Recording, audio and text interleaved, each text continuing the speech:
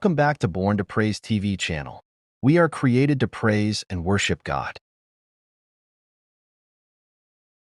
Matayog man, muuyog man, at apan kunang atong kinabuhi naa sa atong dalangpanan, tabunan taniya pinaagi siyang grasya. Dili ta sarang makatabon sa atong mga anak. Dili ta sarang makatabong sa ato ang partner sa kinabuhi. But pinaagi sa atong pagduol sa Ginoo sa atong kinabuhi.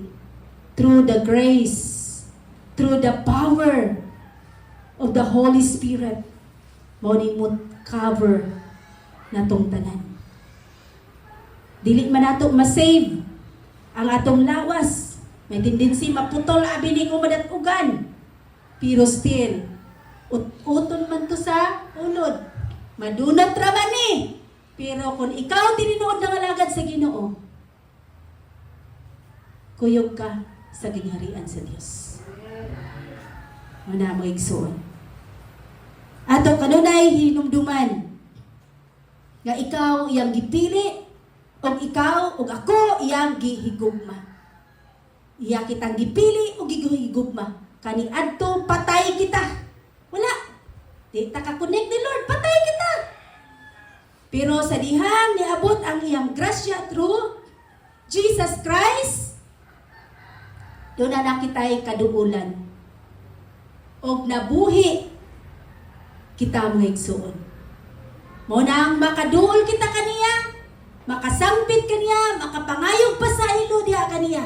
Muna nga kanunay tang mangayog pa sa ilo, kay kanunay tang makasala. Kinsa may gamnauna ninyo nga perpekto natong kinabuhi? Di na kakasala. Una-una o nagay mga dili na takasala kay gasimba ta. Sige, gampo. Kanunay tang nakasala sa atong mata, sa atong dungog, sa atong gibuhat, kanunay tang nakasala. Maaw na nga moduol ta kanunay sa Ginoo. Mangayo og pasaylo tungod sa iyang kaluoy, iyang pasayloon, ug hatagan sa iyang grasya through Jesus Christ. Confess. Pero ganita ana, dili mo gimok ang love kundi ta mo pasahilo. Dili mo gimok ang gugma sa Dios kundi dili ta mo pasahilo. Wigsuon. So ato na kanunay hinumduman every now and then. Pwede ta makalikay sa baha. Pwede ta makalikay sa bagyo kay announcement na karong mabot na kanang usa na siya ang mata sa bagyo mo landfall dito pwede ka, pero kanang linog di ka kalikay. Wala jud ko ka hinumdum nga naglinog atong iya sa Davao nga naa ko sa balay. Wala ko naglantaw sa wala ko niyo si Lira nga pag-abot niya nga niuli na siya, natingala ko nga naman kagauli-uli nga klase man ron. Wala ko kabalo nga naglinog. Masiya day gawna-una na diay nako. Di ako wala na ako gawna-una. Wala mo ko kabalo nga naglinog. Pero atong sa Cebu na kay numdum ko nga naglinog kay gatulog. Di ka kabantay, di nakakadagan. Yung pastor manaog tayo mo niya ang mga bata. So lisod. Di ta ka bantay ana.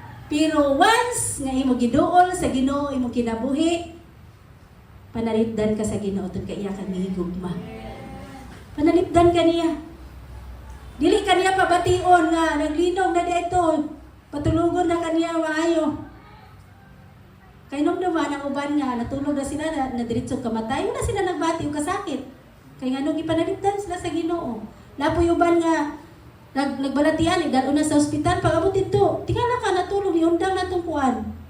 Ang machine, diretso na kamatay, wala siya gipaantos. Ana, kung gipaantos man, kung gitayog man ta, aron na hinumduman na ito, nga ang Diyos, pinaagi siyang mga pulong, hinumduman na ito, nga ang Diyos, dunay gahom, hinumduman na ito, nga ang Diyos, maoy ato ang pinaagi siyang presensya, maoy mo cover na ito, hinumduman na ito nga ang Diyos pinaagi siyang grasya through Jesus Christ. Kanunay kuyog na ito. Dan ato hinumduman nga iyatang gihigugma o dili taniya bayaan o pasagdan. Anak. So bisan tuod na ditoy mong anak nakadiri dili kaniya pasagdan. Why? Ang gidesire si mo kasing-kasing iya nakita. Ang imong giuna-una iyang nakita. Diyaw na dili ta makiglali sa Dios kun dili ato sundon og kanunay paminawon ang pulong sa Dios mga igsoon. So lisod, dili ta makaingon nga dili ta tay-ugon tud kay kita nangalagad kitang tanan nining kalibutana tay-ugon mga igsoon. So dili na nato kanunay ibutang sa una-una nga kanang lahi ta kun dili parihara tang tanan nga makabati ana.